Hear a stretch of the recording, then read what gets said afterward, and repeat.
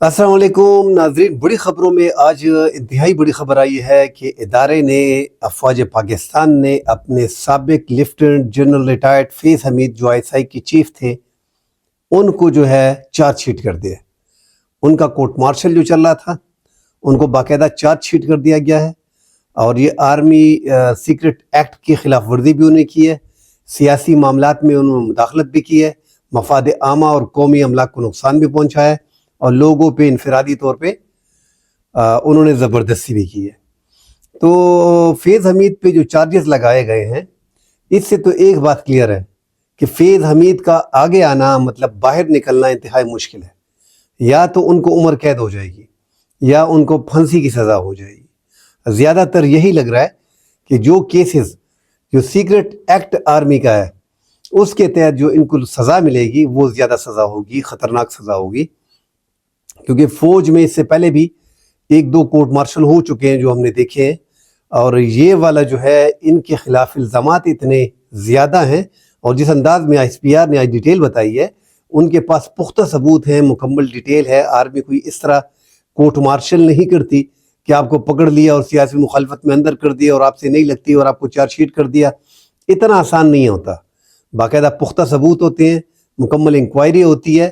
اب اس انکوائری کے نتیجے میں ایک بات کلیئر ہو گئی۔ آج آئی ایس پی آر کی اس پریس ریلیز میں یہ بھی کہا گیا ہے کہ دیگر تفتیش بھی چل رہی ہے کہ 9 مئی کے مقدمات میں وہ کتنے حد تک ملوث تھے۔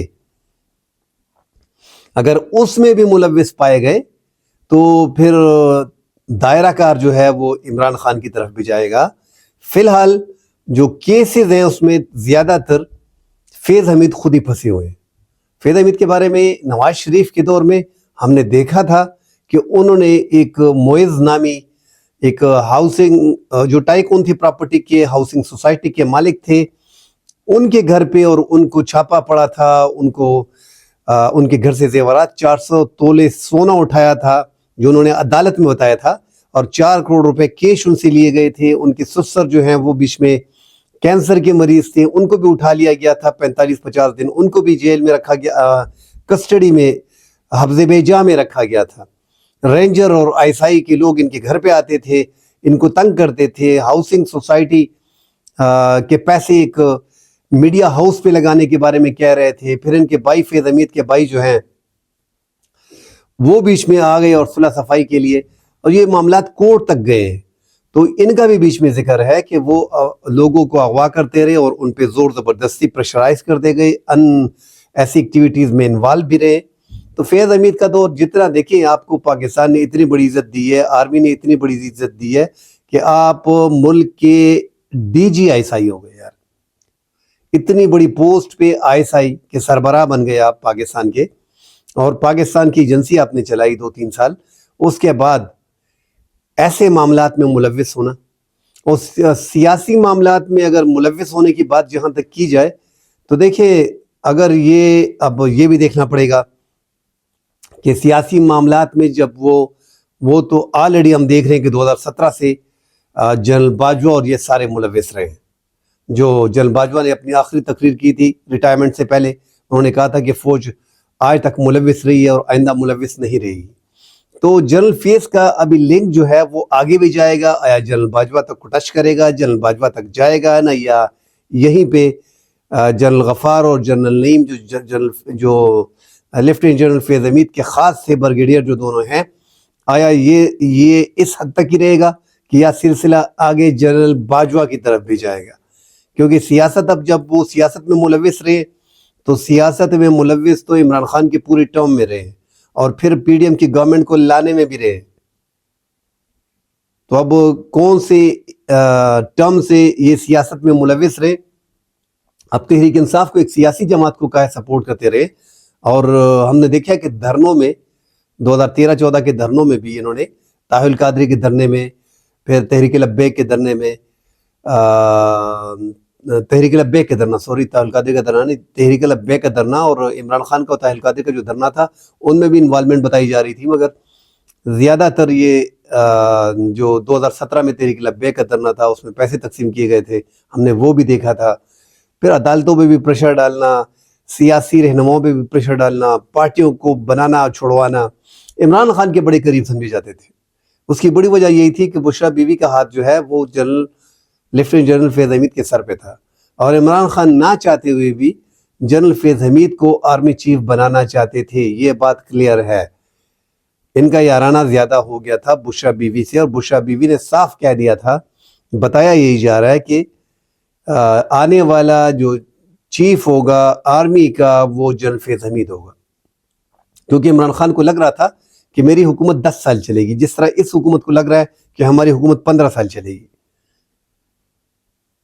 تو فیض حمید کے برے دن شروع ہو گئے.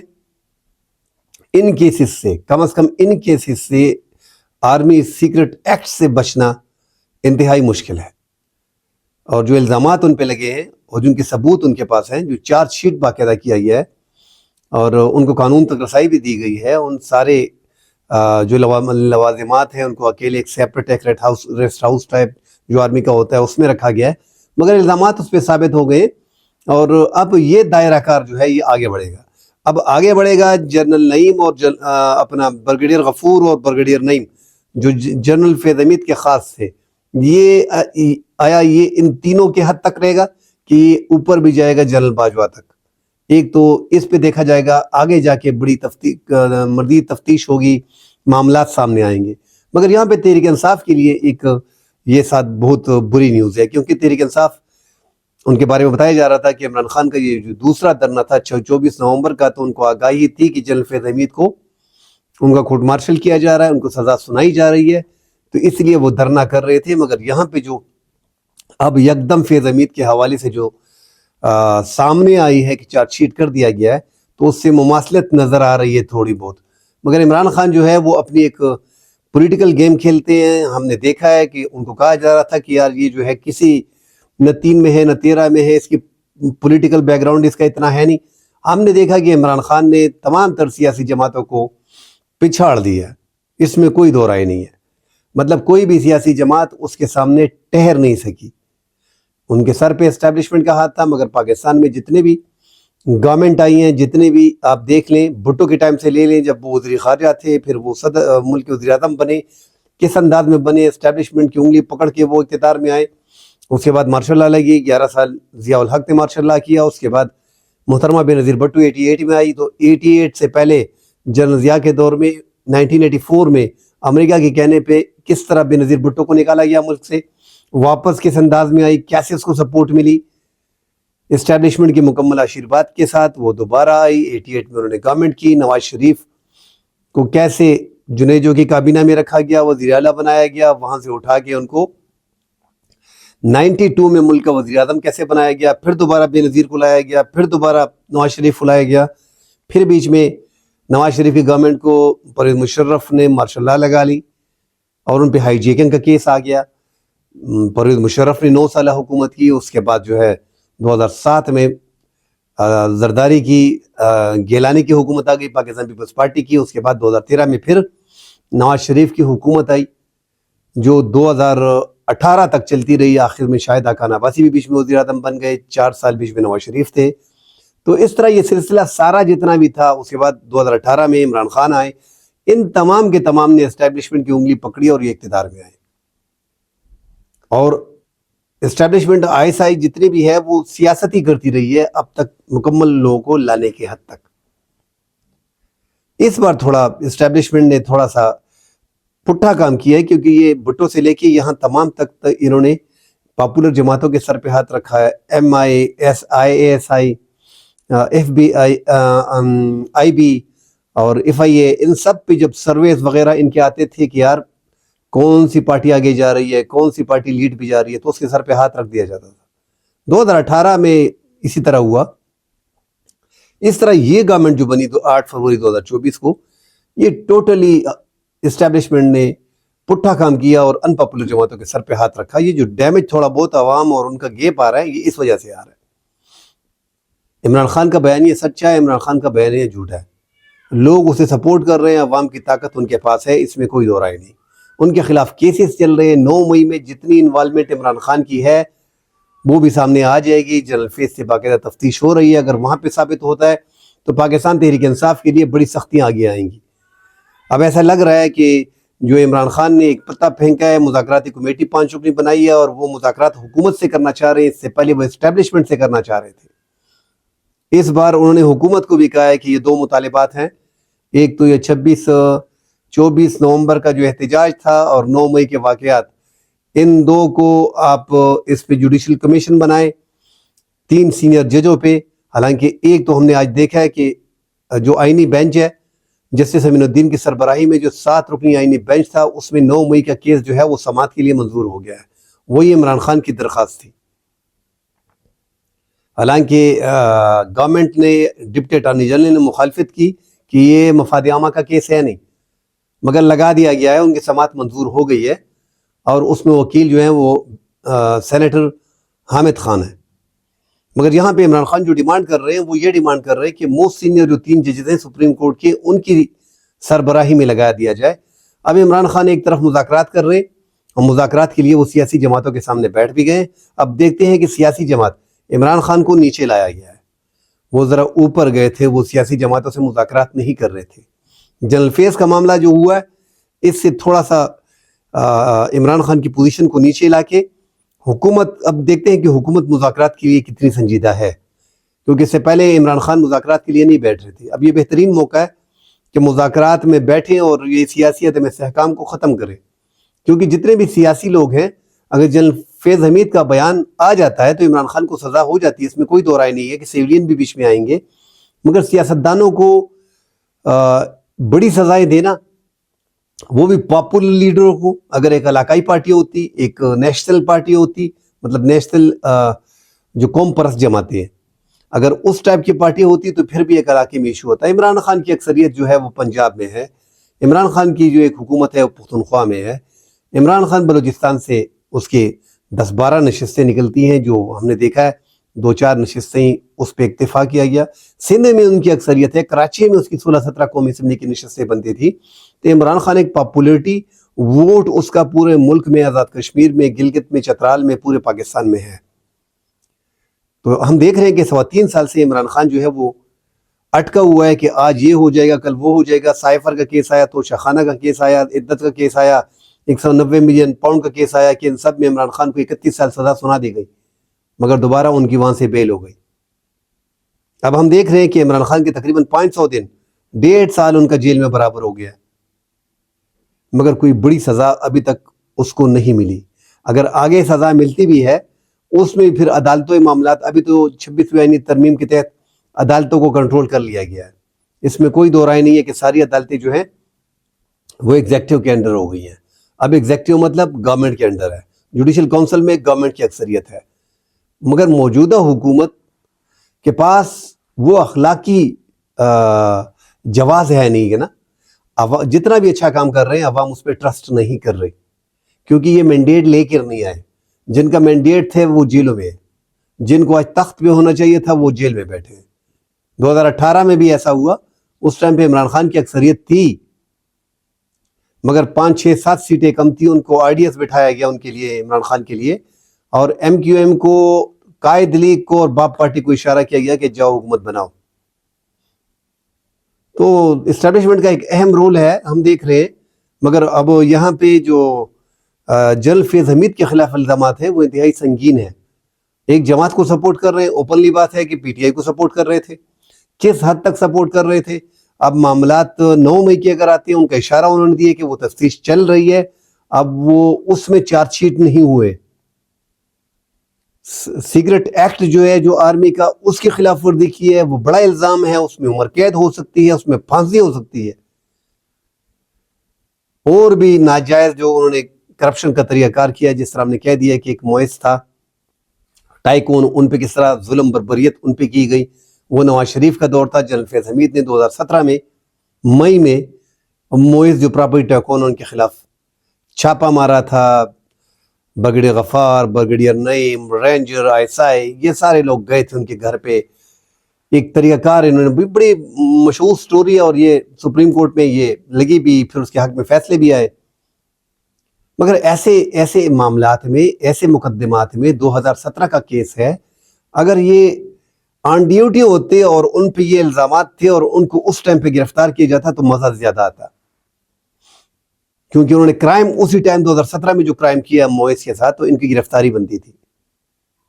بہرحال اب بھی آئے، دیر آئے درست آئے، ایک احتساب کا عمل ہونا چاہیے۔ اور جنرل فیض نے اپنے ٹائم میں اپنے آپ کو آپ ایسے ہیں کہ بھگوان سمجھا ہوا تھا، میں خدا کا ورڈ یوز نہیں کروں گا، مطلب اپنی خدائی قائم کی ہوئی تھی، نعوذ باللہ۔ جس کو پکڑا، جس کو ڈالا، جس سے پیسے لیے، بھائی یہ کیا طریقہ کار ہے یار؟ آپ ایک بڑے ادارے کو آپ بدنام کیوں کر رہے ہو؟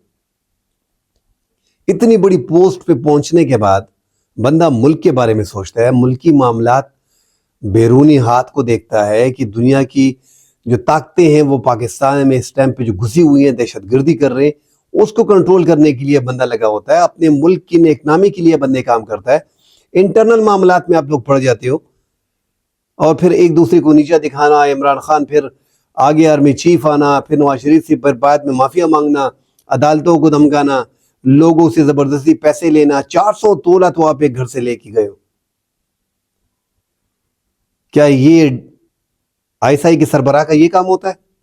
کیا یہ ایک لیفٹیننٹ جنرل کا یہ کام ہوتا ہے جو آپ نے کیا تھا اپنے ٹائم میں؟ اب عمران خان سے اس کی کڑیاں جوڑی جا رہی ہیں۔ اگر عمران خان 9 مئی کے معاملات میں اگر مزید تفتیش ہوتی ہے، اور عمران خان مطلب ایک لگتا ہے کہ یہ ایک اتنے بڑے جو تعداد میں جو ادارے ہیں ان کی انسٹالیشن پہ حملے کرنا، یہ بھی حیران کن تھا نا کہ کیسے پتہ چلا، کیسے علم ہوا، ساری ڈیٹیل کس نے دی؟ اگر اس میں انوالومنٹ ثابت ہوتی ہے ان کی، اور ساتھ بانی چیئرمین عمران خان کی، تو عمران خان کو بھی لمبی سزا ہو سکتی ہے، اور جو لوگ اس میں ملوث تھے ان کو لمبی سزائیں ہو سکتی ہے۔ تو عمران خان کے لیے بھی یہ خطرے کی گھنٹی ہے۔ فی الحال کے لیے یہ اپنا فیض حمید جو ہے وہ پھانسی اور عمر قید، ایک تختے پہ کھڑا ہے، ایک طرف پھانسی ہے، دوسری طرف عمر قید ہے۔